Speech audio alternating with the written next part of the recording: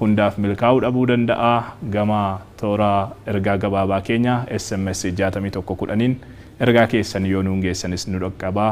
Gama sanaanis hirmaadhaa. OMN nis achumaan tumsaasanii jenna. Egaa toleera dhimma OMN dadhabsuudhaaf tattaaffii taasifamu irratti kan haasaa turre tamsaasni keenya addaan cituudhaan dura gama diinagdeetiin dhiibbaan garaagaraa akka tures nuuf kaastee jirta. Mee haalli amma mudate kunoo OMN kan of duuba deebisu ta'a maalluun jetta?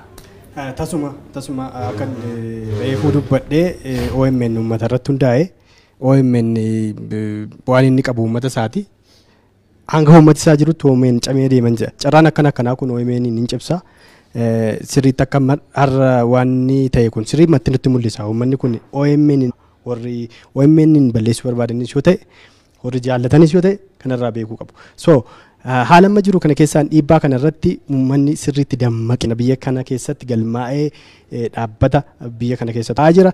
Haala kana keessatti dhiibbaa irra jiru keessattuu gama dinagdeedhaan akkan humna dhabee ikoonoomii gaazexaan sun karaan kallattiin maallaqa argatu hundaa miidiyaan tokko cufu.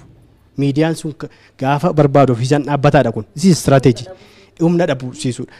Yaadi isaa maa inni mootummaan warra wajjin hojjennu sodaachisuu, even warra ijoollee jajjaboo qabnu sossobuu, sodaachisuu waan akkana argaa jirra. Gara fuulduraatti yeroo dhimmi isaa wannoo ta'u sirriitti adda baafnee hin ibsina paablikii fi garuu hin jira. Akka dhiibbaa guddaan kallattii garaagaraan karaa teknikaa, karaa faayinaansii, karaa warra to'annoo gaggeessuu akka inni godhamaa jiru uummati sirriitti beekee yeroo kam caalaayyuu tumsuu qaba. Yeroo kam caalaa karaa barbaachisu dinagdeedhaan humnaan akka ammaa kana